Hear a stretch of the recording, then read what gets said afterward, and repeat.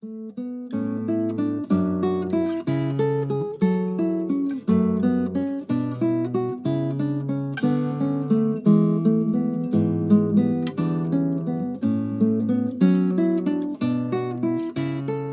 do Pai, do Filho e do Espírito Santo.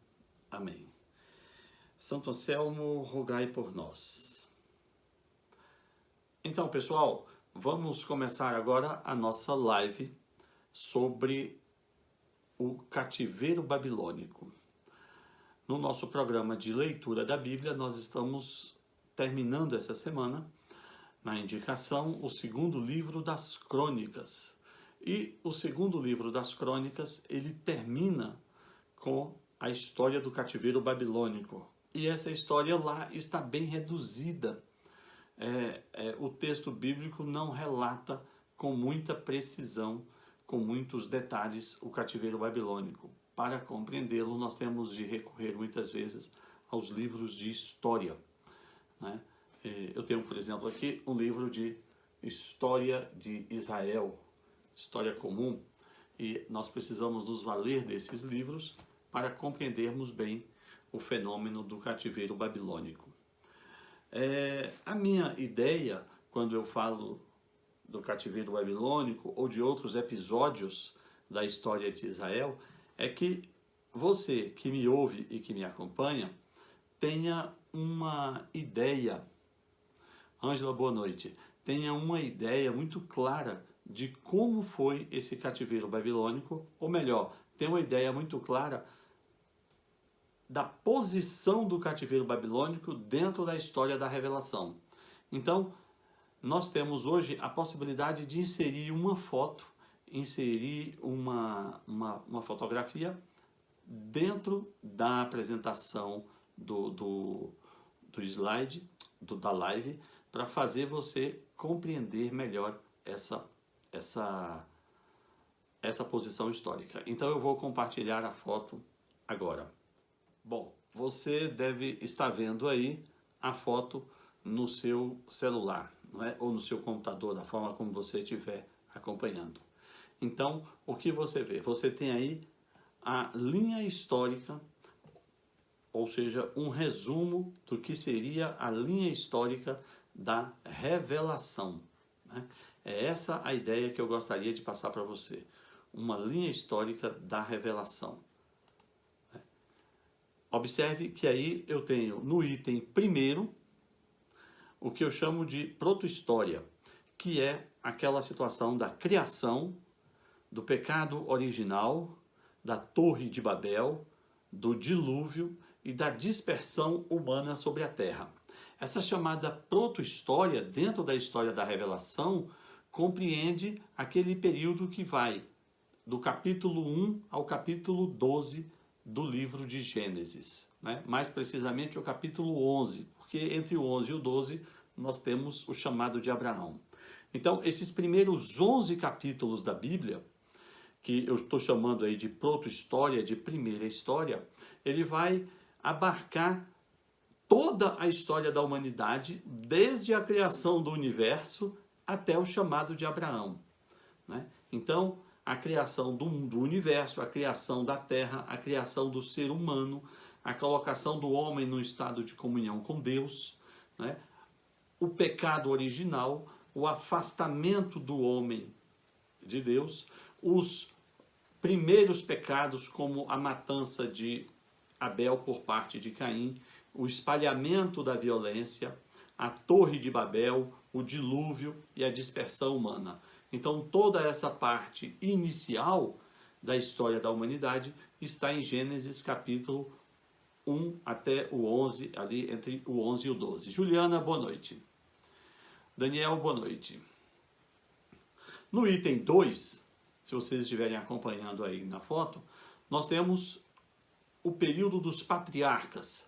E aí, nesse período dos patriarcas, nós temos o chamado de Deus a Abraão, para fazer de Abraão uma grande nação, para fazer de Abraão um povo, e para deste povo, para no meio deste povo, no seio deste povo, Helena, bem-vinda. para no meio desse povo ele escolher uma mulher e por meio dessa mulher ele se encarnar, se fazer homem. Né? Então nós temos aí os patriarcas, né? Abraão, Isaac, Jacó e os 12 filhos de Jacó. Esse período dos patriarcas ele vai abarcar mais ou menos o período entre 2000 e 1500 anos antes de Cristo. Ou seja, nós somente conseguimos fazer uma relação entre a história e a Bíblia Sagrada a partir de Abraão, computando aí um Abraão no período de 2000 anos antes de Cristo. Depois disso, o que nós temos? Os patriarcas vão para o Egito, eles migram para o Egito porque eles passavam por uma situação de fome e de necessidade na terra de Canaã. Então, os descendentes de Abraão, que agora são o seu neto Jacó e os seus 12 filhos, 13 filhos, mais os cônjuges, mais os descendentes, num total de aproximadamente 75 pessoas, eles vão para o Egito e passam a viver no Egito numa época que havia uma fome e uma desolação na terra de Canaã. No Egito, eles vão viver por mais ou menos 5 séculos, quase 5 séculos, coisa de uns 450 anos, 470 anos. Nesse período de vivência do Egito, o povo descendente de Abraão vai crescer enormemente, vai se multiplicar enormemente e vai despertar na parte dos egípcios uma espécie de desconfiança e vai fazer com que os egípcios então passem a escravizar esse povo. E essa escravidão vai durar aí bastante tempo, essa escravidão vai durar aí mais ou menos uns 400 anos. Né? Esse período de cativeiro no egípcio, como todo e qualquer cativeiro, ele vai produzir uma espécie de desintegração religiosa, desintegração moral, desintegração social nesse povo, Teresa, boa noite, nesse povo que era os descendentes de Abraão. Isto é, os 75 descendentes de Abraão que vão para o Egito, se multiplicam lá e se tornam milhares e milhares de pessoas e são escravizados.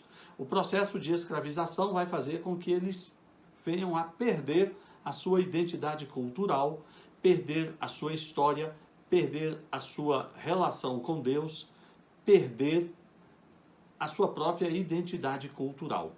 Então, Moisés vai surgir, enviado por Deus, para fazer a libertação desse povo. E aí, como você observa, Sônia, boa noite, nós já estamos no item 3, não é? A libertação do Egito por meio de Moisés e aquela peregrinação pelo deserto, voltando para a terra de Canaã, né? Que está narrado nos livros de Êxodo, Levítico, Números e Deuteronômio.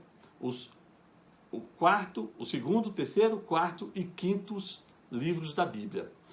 Esse processo de sair do Egito, sob a liderança de Moisés, quando os descendentes de Abraão, os israelitas, já são ali um conjunto de 600 mil pessoas que saem do Egito para a terra de Canaã, para a chamada Terra Prometida, é conhecido pela história como Êxodo, porque há literalmente um êxodo de pessoas, um êxodo, não é, desse povo para a Terra Prometida. Essa viagem, eu estou dizendo aqui, eu fico pensando, a região de Gósen, no Egito, do delta do Nilo, até a terra de Canaã, não é uma distância tão grande.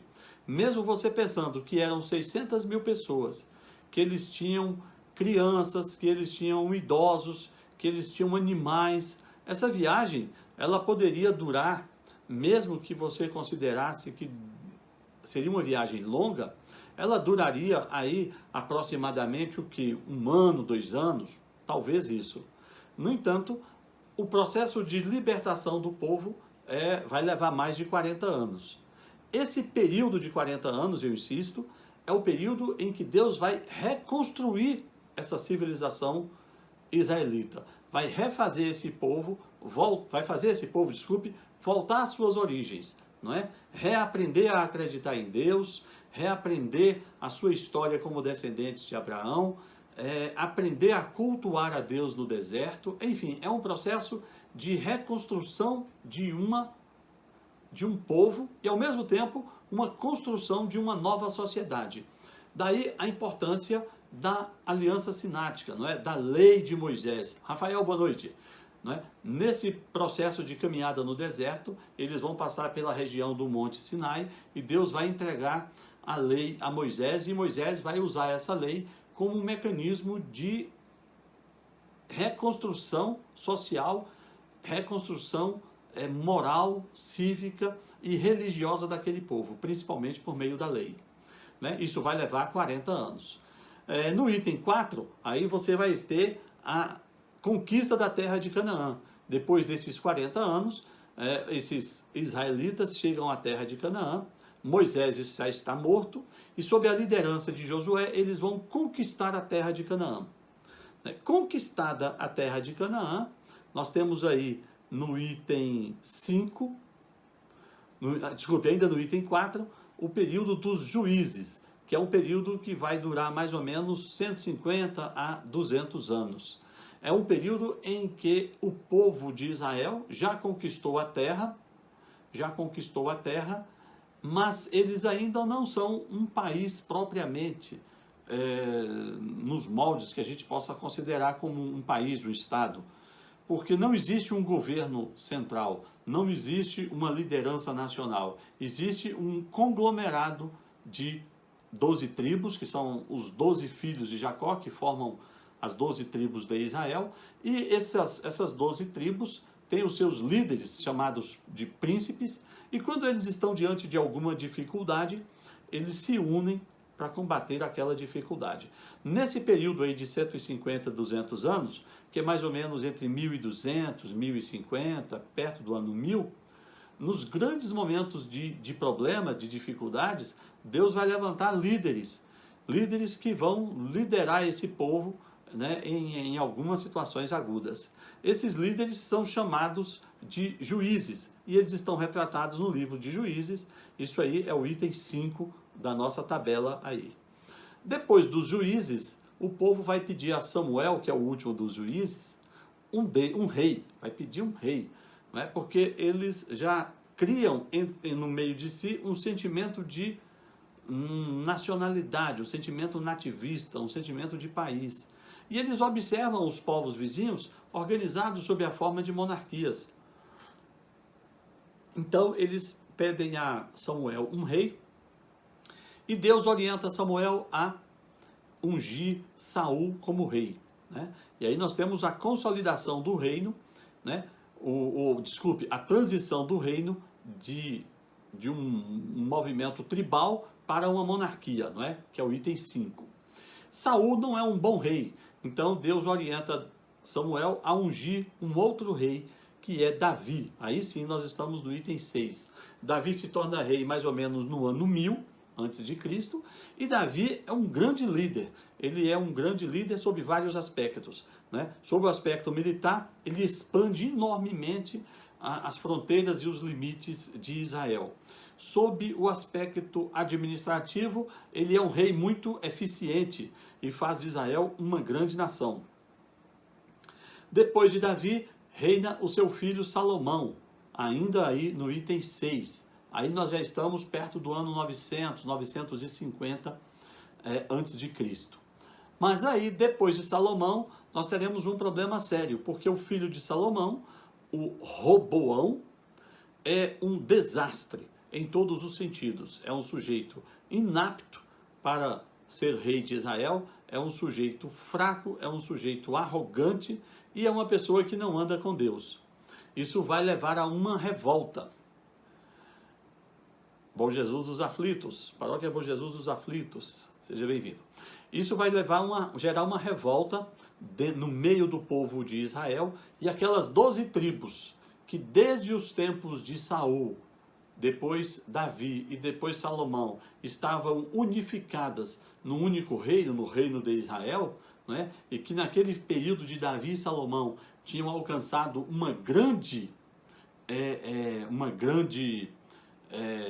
importância naquele mundo do século X a.C., esse grande reino vai sofrer uma cisão, vai sofrer um processo de cisão e vai se dividir, né? Essa cisão vai acontecer da seguinte maneira: as 10 tribos do norte,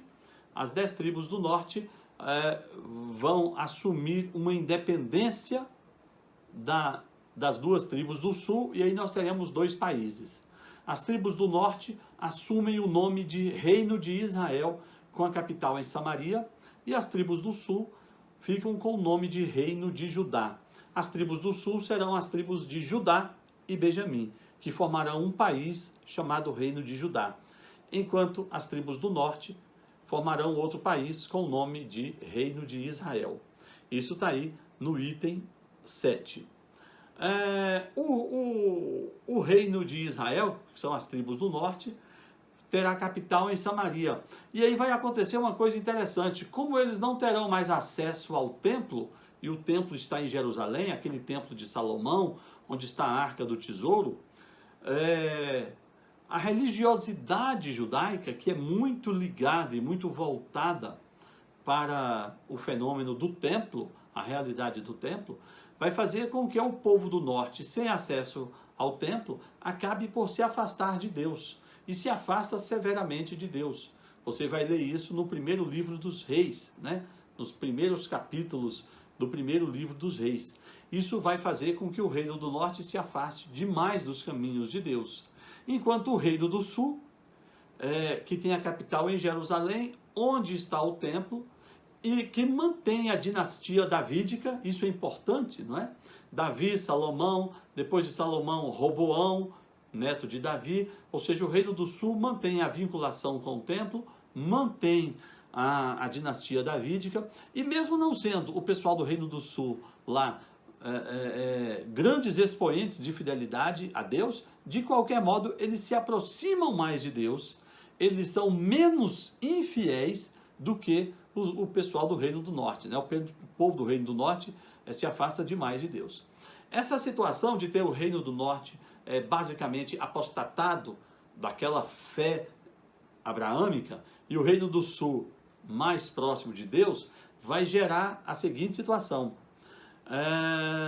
um povo, uma civilização extremamente guerreira, extremamente poderosa, que é a Síria, que existe ao norte dessa região do Oriente Médio, vai chegar, vai sitiar o Reino do Norte, vai invadir o Reino do Norte e vai praticamente destruir esse Reino do Norte, né? Depois disso, ficará como Israel propriamente apenas o reino de Judá, composto pelas tribos de Judá e Benjamim, e nós estamos aí no item 8, né? Esse povo, esse resto de Israel, que é o reino de Judá, que é o reino de Judá com a tribo de Judá e a tribo de Benjamim, embora eles tenham uma relação de mais fidelidade para com Deus do que o reino do norte, eles ainda assim provocarão a Deus em grandes momentos de infidelidade. Mas Deus tinha prometido a Davi que não abandonaria a sua linhagem davídica totalmente. Então Deus, de certa forma, por meio dessa chamada aliança davídica, mantém o reino do sul mais ou menos íntegro, né? Apesar de esse reino do sul sofrer sucessivas invasões de povos estrangeiros na seguinte ordem: eles sofrem o cativeiro babilônico, primeiro uma invasão babilônica, depois a invasão persa, depois a invasão macedônica ou grega e, por fim, a invasão e a ocupação romana. E no final, nessa ocupação romana, nós teremos já o tempo de nosso Senhor Jesus Cristo, certo? Então, se você olhar aí no nosso quadro, nós estamos no item 9. No item 9, Judá e o cativeiro babilônico, que era o ponto que eu queria chegar hoje. não é? O povo de Judá, aquele povo que restou, já que o norte foi destruído pelos assírios, o reino de Judá foi ocupado pelos babilônicos, pela Babilônia, e depois foi ocupado pela Pérsia, depois pela Macedônia, depois por Roma. E aí chegou o tempo que Deus considerou o tempo oportuno para a encarnação, e o nosso Senhor Jesus Cristo nasceu da Virgem Maria. Então, esse quadro que eu dispus aí, e esse pequeno resumo do Antigo Testamento, esse pequeno resumo da revelação de Deus, da antiga revelação, é algo que você, como estudioso da Bíblia, como estudioso católico, você precisa ter isso mais ou menos, vamos dizer assim, dominado. Daniel, boa noite. Você precisa ter isso mais ou menos sob o seu domínio intelectual, não é? Sob a sua, você tem de ser, de certa forma, capaz de fazer esse retrospecto, não é? Criação, não é? Proto-história, patriarcas Abraão, Isaac e Jacó, a imigração para o Egito, crescimento do povo no Egito e escravização, né? Depois disso, libertação de Moisés e Êxodo, conquista da terra prometida com Josué, período dos juízes, certo? Depois, monarquia com o rei Saul, depois Davi, depois Salomão. Depois de Salomão, a ruptura, o chamado cisma, divisão do Reino do Norte e Reino do Sul.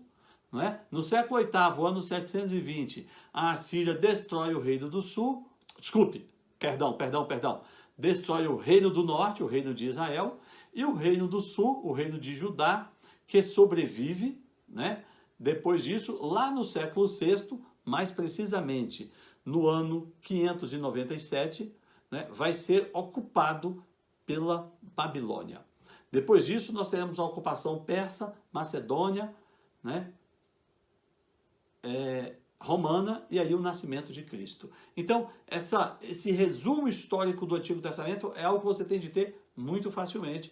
Eu vou colocar sempre aqui nas nossas lives relacionadas ao Antigo Testamento, ou relacionadas, né, ao período da revelação do tempo antigo. Então,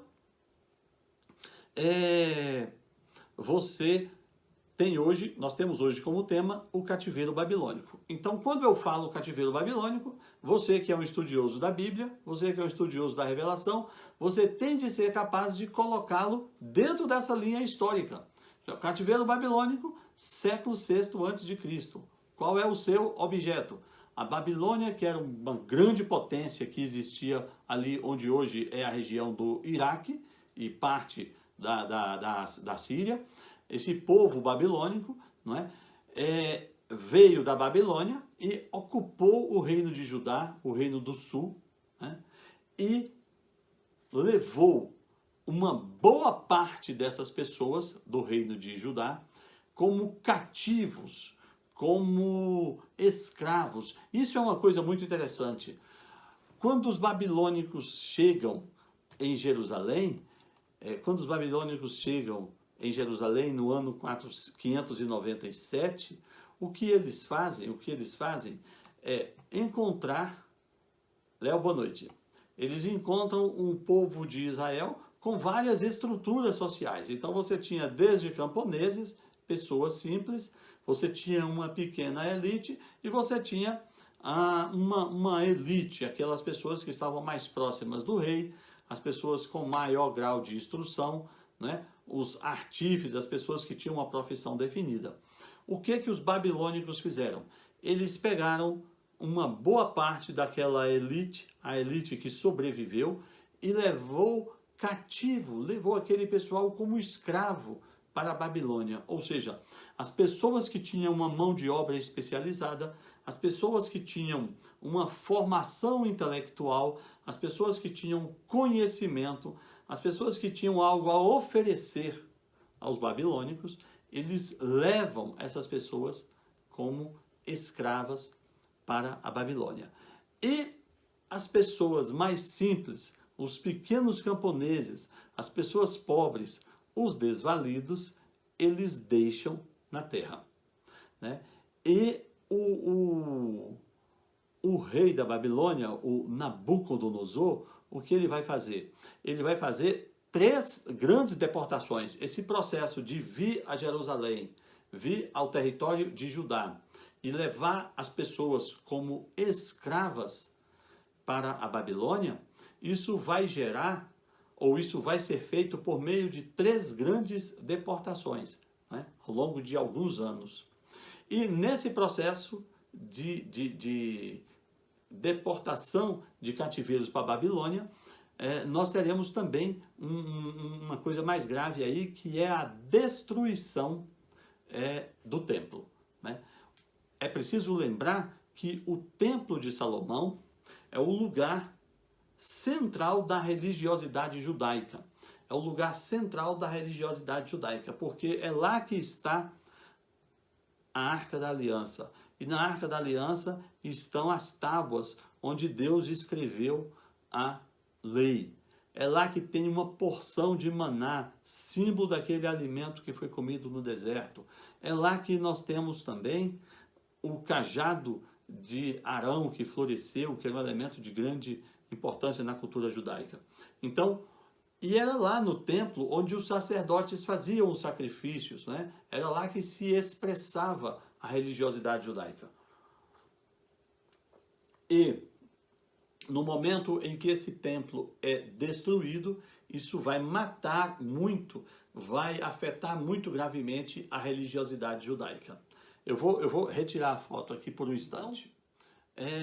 A destruição do templo e a deportação de toda a elite intelectual e operacional do reino de Judá para a Babilônia vai empobrecer miseravelmente, vai empobrecer demasiadamente o reino de Judá, porque ali ficarão apenas as pessoas muito pobres, né? Os desvalidos, aquelas pessoas que não tinham nada, que não tinham conhecimento e que mal cultivavam a terra. O Nabucodonosor, imperador da Babilônia, ele vai manter uma espécie de um soberano, um rei vassalo ali, apenas como um mero administrador daquelas terras, né? E esse povo vai passar um perrengue terrível, né? Porque sem a assistência do Estado, sem a assistência do reino de Judá, que não mais existe, essas pessoas passarão ali um período de grande miséria. E aqueles que não morreram na invasão, aqueles que não ficaram para viver a miséria no território de Judá, com o templo destruído, com Jerusalém parcialmente destruída, os que sobreviveram a isso foram levados como escravos para o reino da Babilônia. E esse período de escravidão, esse período vai durar, acredite, 70 anos. De modo que aquela geração que vai de pessoas escravizadas praticamente vai morrer na Babilônia, outros nascerão lá, não é? E isso vai levar 70 anos de cativeiro. Esse período é o período em que 3 grandes profetas vão estar desempenhando o seu papel em Judá, desempenhando o seu papel de chamar o povo ao arrependimento e de informar ao povo que aquela deportação, que aquela escravidão, aquele cativeiro na Babilônia, esses 70 anos de escravização, Ferreira, boa noite, isso é um castigo de Deus, é uma correção que Deus está fazendo em razão da infidelidade do povo. Isto é, diante da infidelidade das pessoas do reino de Judá, diante do afastamento que eles tiveram em relação a Deus, diante da apostasia, da idolatria e de todos os pecados que eles foram acumulando ao longo do tempo, Deus, como forma de um castigo, não um castigo de destruição, mas um castigo de correção, um castigo para provocar o arrependimento, Deus vai fazer então, vai permitir esse cativeiro babilônico, né? O profeta Jeremias, o profeta Ezequiel e o profeta Daniel serão os profetas desse período. Particularmente, eu gosto muito do profeta Jeremias, porque ele é chamado, ele é até chamado pelos biblistas de o profeta das lágrimas, porque ele chora, ele sofre no seu ministério de profeta, ele chora e sofre porque ele não vê o povo se arrependendo, não é? Ou seja, o processo de escravização, de cativeiro, não gera imediatamente um arrependimento. Nova boa noite. Então, Jeremias tem um trabalho duríssimo de convencer o povo, de chamar esse povo ao arrependimento, a voltar aos caminhos de Deus, para que Deus, porventura, os liberte de sua condição de escravos na Babilônia. Então, o trabalho de Jeremias é um trabalho muito árduo, porque ele é profeta numa época em que as pessoas estão com o coração endurecido. E da mesma forma a profecia de Ezequiel é no mesmo sentido também, aquela profecia de uma destinada a um povo que está com o coração endurecido, com o coração de pedra, e está com dificuldade de se voltar para Deus. Aliás, é em Ezequiel que nós temos um texto muito bonito. Ezequiel, jamais ao final de sua vida, jamais ao final de sua profecia, depois de pregar durante toda a sua vida, ele começa a vislumbrar algum arrependimento. Ele começa a vislumbrar que uma parte do povo está começando a se voltar para Deus. E aí você tem uma profecia que está em Ezequiel capítulo 36. Tem um padre desses cantores aí que fez uma música muito bonita em cima dessa profecia.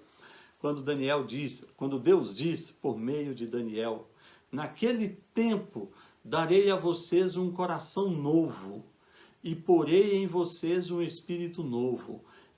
Tirarei de vocês o coração de pedra e em troca darei um coração de carne. Isso é Ezequiel 36, versos 26. Deus diz pelo profeta Ezequiel, haverá um tempo em que Deus vai retirar o coração de pedra daquelas pessoas e colocar um coração de carne, no sentido de que haverá um tempo, a Cássia, boa noite, de arrependimento em que essas pessoas vão voltar para Deus.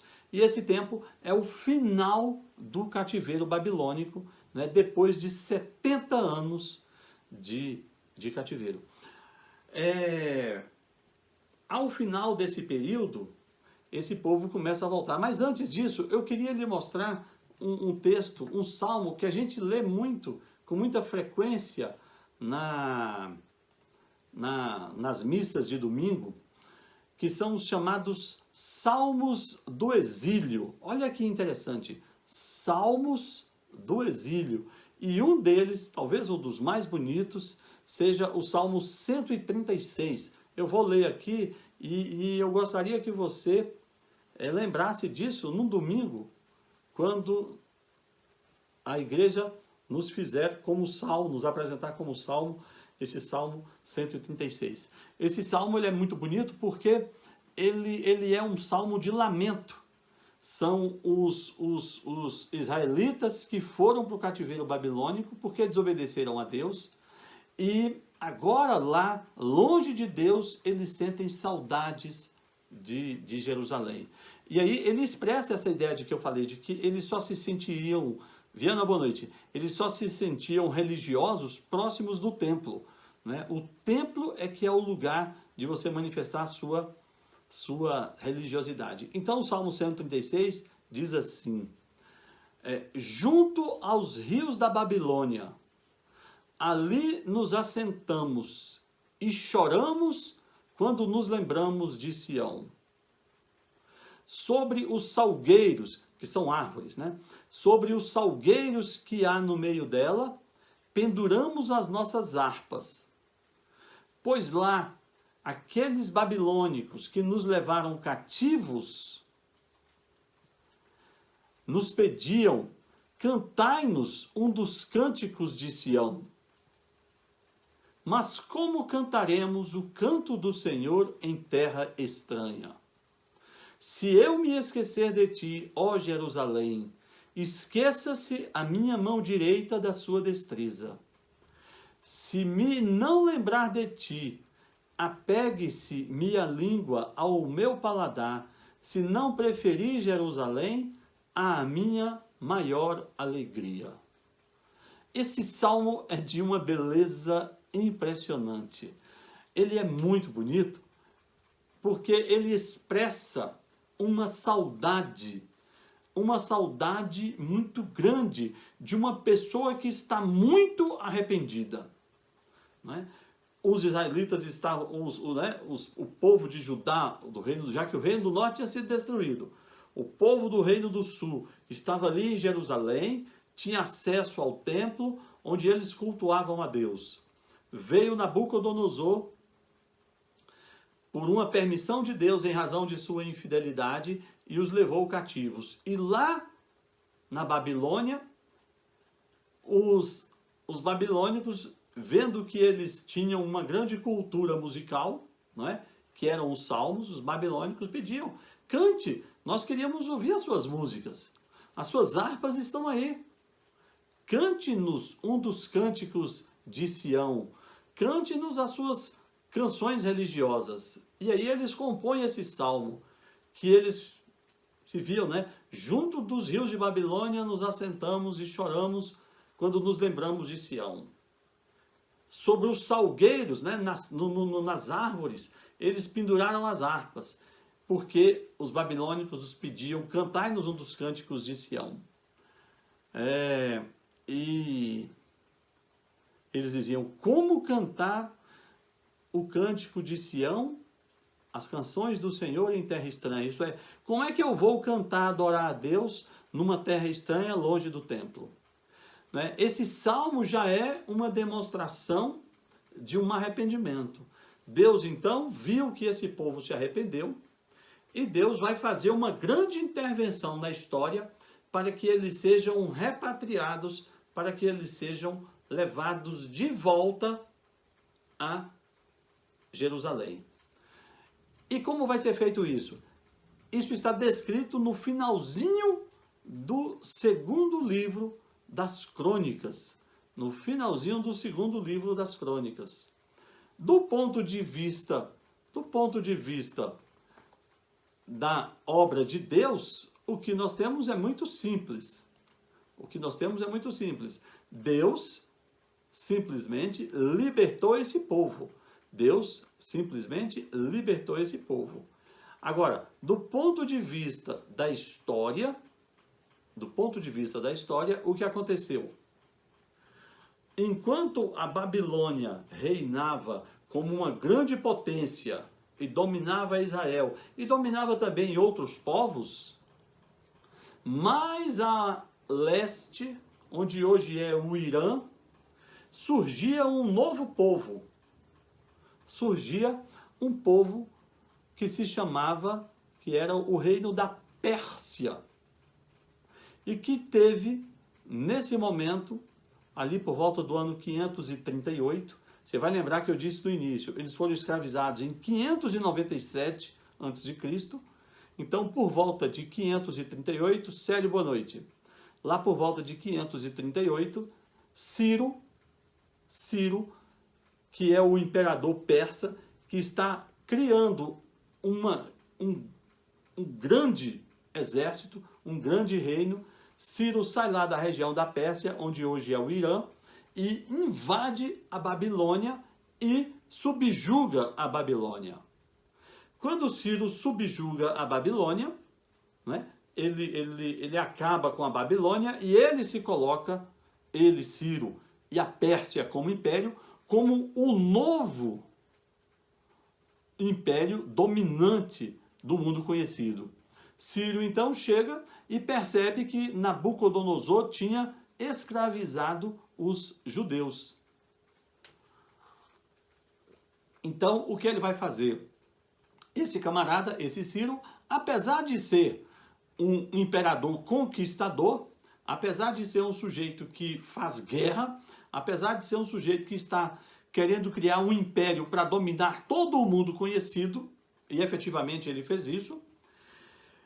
Quando ele vê a elite judaica escravizada na Babilônia, e a Babilônia agora é dele, porque a Pérsia dominou tudo, ele vai promover a repatriação do povo judeu da Babilônia para voltar a Israel, para voltar a Judá, para voltar a Jerusalém. Duda, boa noite. Eduardo, boa noite. Célio, Dilza, boa noite. Essa repatriação que Ciro vai promover, quando você olha sob a ótica da história geral, como é que um historiador interpreta isso? O historiador vê a coisa da seguinte maneira. Olha, Ciro, o Grande, o imperador persa, que domina todo o mundo conhecido ali por volta de 540, 530 a.C., ele tem um modelo de dominação não tão, vamos dizer, não tão violento, não é? Ele não é tão violento quanto foram os babilônicos. Ele não é tão cruel como foram os babilônicos. Então, o que ele faz? Ciro permite que o povo de Israel saia do seu território agora e volte para Jerusalém. E mais, ele ainda financia com o seu dinheiro, com o dinheiro do Império Persa, a reconstrução do Templo de Jerusalém. Ciro tem um modelo de dominação menos cruel. Ele não impõe a religião persa, que é o zoroastrismo, aos povos que ele conquista. Ele permite que os povos por ele conquistados mantenham a sua religião, mantenham o seu idioma, mantenham os seus costumes, as suas tradições, a sua cultura. Ele faz uma dominação basicamente política e econômica. Não é? Ele quer ser reconhecido como o imperador de todo o mundo conhecido de sua época, ele cobra tributos, ele cobra fidelidade política, mas ele não cobra uma dominação cultural. Então, quando Ciro domina a Babilônia, aquela elite, aqueles judeus que eram a elite judaica que tinha sido escravizada, que servia aos reis da Babilônia, passam a servir ao Ciro, né, e aos seus sucessores. Então, esses persas passam a conhecer a cultura babilônica, judaica, e conhecer gente como Neemias e Esdras, que são dois personagens desse período, e, de certa forma, o Ciro se simpatiza com os judeus e permite que eles voltem a Jerusalém, financia a reconstrução dos muros de Jerusalém e a reconstrução do templo, que é a sede da religiosidade do povo judeu. Né? Então, do ponto de vista da história, é isso que acontece. Do ponto de vista bíblico, do ponto de vista dos judeus e do nosso ponto de vista católico, o que nós temos é que Deus usa Ciro, um imperador pagão, um zoroastrista, não é? Um imperador que quer dominar o mundo, mas Deus se utiliza de Ciro para pôr fim àquele cativeiro de 70 anos, àquele período de escravização do povo de Israel. Não é? Nós acreditamos, por óbvio, que Deus permitiu que Nabucodonosor destruísse parcialmente Jerusalém, levasse os judeus cativos por 70 anos, para que esse povo aprendesse, fosse como que castigado para voltar ao caminho de fidelidade a Deus. Né? E como resposta desse aprendizado, Deus vai permitir que eles voltem a Jerusalém, voltem a ter uma cidade, voltem a ter algum tipo de organização política por meio da ação de Ciro, o persa. Né? No livro de 2 Crônicas, capítulo 22, eu vou ler aqui um pouco um resumo do que eu acabo de dizer. Então vejam só, vai lá. Eu vou ler o pequeno resumo de tudo que eu disse até agora.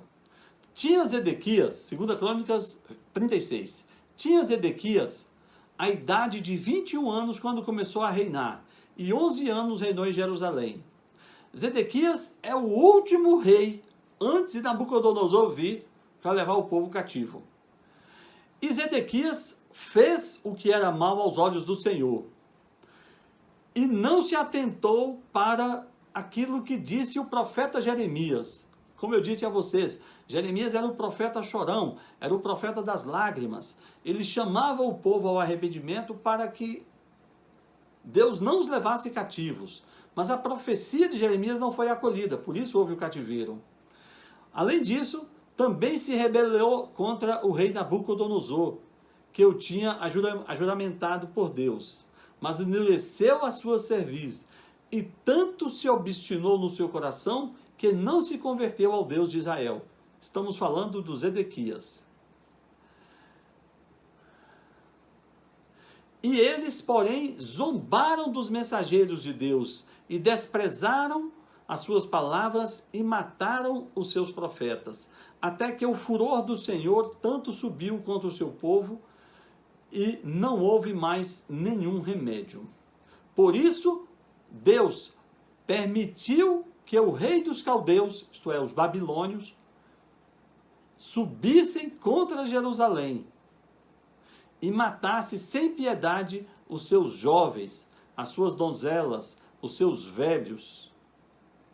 E todos os vasos da casa do Senhor, grandes e pequenos, os tesouros do rei, e os seus príncipes, e as suas pessoas importantes, tudo levou para a Babilônia.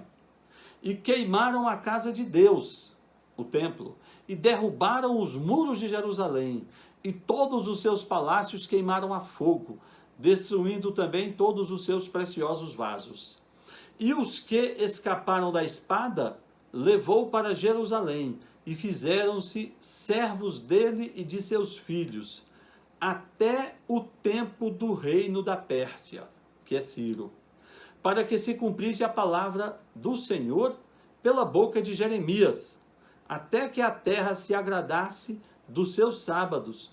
Todos os dias da assolação repousou, até que os 70 anos de cativeiro se cumpriram. Entenderam a ideia? O cativeiro que a Babilônia impõe a Judá é uma resposta dura de Deus à sua infidelidade.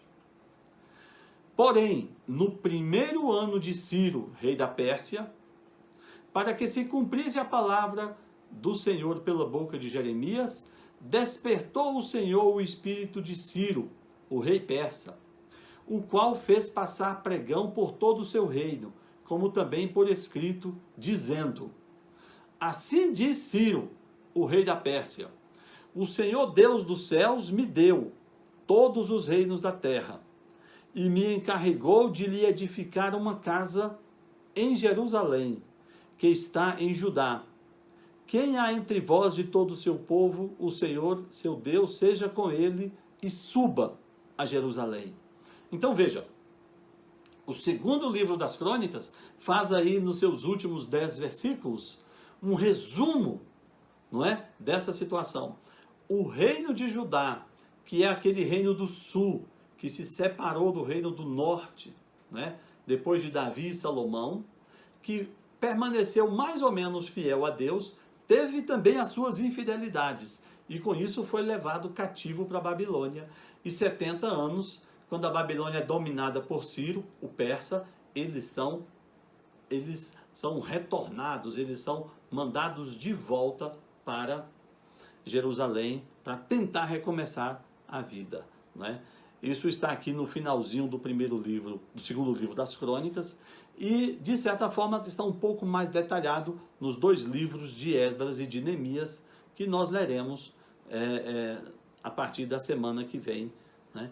Ou acerca desse grande retorno da Babilônia. Então, De um modo geral, era isso que eu queria trazer para vocês acerca da Babilônia. E eu vou voltar com aquele quadro que eu expus no início, não é? Vejam bem, eu vou voltar aqui com ele, porque eu gostaria que você entendesse novamente qual é a minha pretensão. O pessoal que chegou depois aí, qual é a minha ideia? Eu tenho nesse quadrinho aí um resumo de todo o Antigo Testamento, um resumo de toda a revelação de Deus, desde a criação até o advento de nosso Senhor Jesus Cristo. Se você pensar aí, se você der uma olhada aí com cuidado, o cativeiro babilônico está no item 9, Judá e o cativeiro babilônico, 597 a.C., e depois do item 10, Judá sob o domínio persa, 538 anos antes de Cristo. Não é 538 anos de tempo, é 538 antes de Cristo, para deixar mais claro. Eu gostaria só de dizer o seguinte: esse período agora, do fim do cativeiro babilônico, não é? E início da dominação persa sobre o reino de Judá, nós teremos isso nos livros de Esdras, nos livros de Neemias, nos livros de Esther, né? E são os livros que nós leremos nas próximas semanas aí. É preciso que você tenha esse quadro aí de uma maneira assim muito clara. Eu vou colocar depois no nosso grupo de WhatsApp para você poder copiar e ficar mais claro para você, né? Preciso que você tenha isso muito claro para que você possa situar os eventos principais da história de Israel, não é? No seu dia a dia, nos seus estudos bíblicos diários. Eu vou voltar aqui ao quadro completo, né? Então, parar aqui de compartilhar. Então é isso, pessoal. Obrigado por me acompanharem até agora, não é? Mas eu vou editar esse vídeo depois e disponibilizá-lo no YouTube. E fica então aí um quadro geral da história do Antigo Testamento até o período do cativeiro babilônico, né? Uma das consequências mais importantes do cativeiro babilônico é que eles tiveram de viver fora de Jerusalém e fora do templo. Olha que interessante, viver fora de Jerusalém e fora do templo. E aí eles se voltaram para o processo de leitura do texto da lei, não é? Que nós vamos ver no livro de Esdras. É isso que vai gerar o fenômeno das sinagogas que Jesus vai encontrar, os apóstolos vão encontrar mais tarde, mas isso é coisa para o livro de Esdras. Então é isso. Um grande abraço a todos, obrigado por ficarem comigo até agora e até o próximo sábado.